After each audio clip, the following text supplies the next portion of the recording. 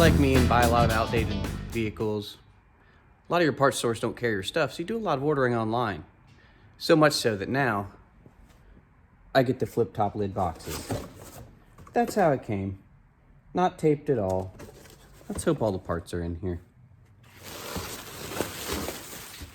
I had to order these because the Ford Ranger actually has a lift in the back, but not the front, or the front springs are so saggy it no longer looks like a lift. But what we have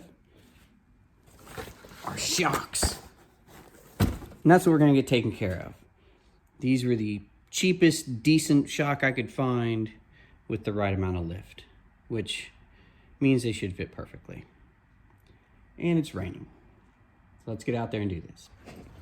One thing you want to do before you go ripping on shock bolts or anything else that's been under a truck for a while is spray it down with some penetrating oil. You can use whatever you want. There's a lot of products out there. I've used PB Blaster a lot. I've got another one that I started using, the Liquid Wrench, mainly because there's a YouTube channel called The Project Farm. If you haven't seen it, you should definitely go see it. He does a lot of great tests on products. They're everyday products. They are very unbiased tests.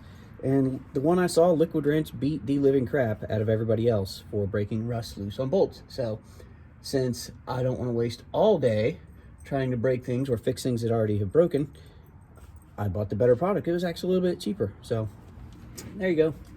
There's your tip for the day on that.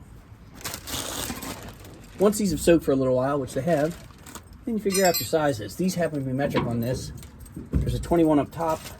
There is a 17 here, and there's a 15 nut holding that on the outside. So 17, 21 top, 17, 15.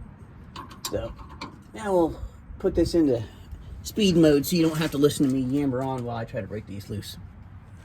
One more thing before I get started, I almost forgot. These are Skyjackers, and you know they're going to be good because they're made in Mexico, and Mexico's where the Baja is. So these ought to be great on completely flat paved roads.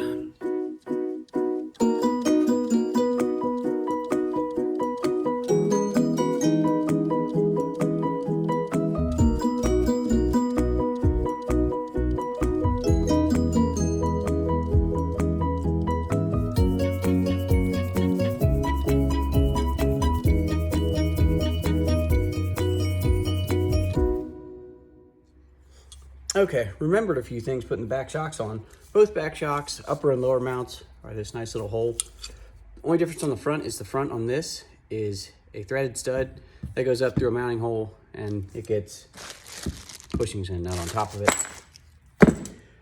Don't forget to put the boots on before you put the upper mount on. And the bushings for these eyelets, you get a little polyurethane or rubber bushing, depending, with a sleeve that goes inside first. Put this in first, a little bit of spray oil on the outside, push it in with a vise or C-clamp, whatever you have, something big like that. Then spray the inside of the bushing and slide this one in. So that's what I forgot to tell you about the first time, and I completely forgot the first time and took a little bit longer. So I'm gonna assemble all this and we'll get back out of the truck. Okay, the front shocks on these are never out in the open like the back. Back is really simple, that's why I videoed the back of it. This is the bottom of the front shocks. This is one bolt with a nut through an eyelet, just like on the back. But at the top, up here, if you can see it, up here is where it actually mounts to the top of the coil tower here that supports the coil spring.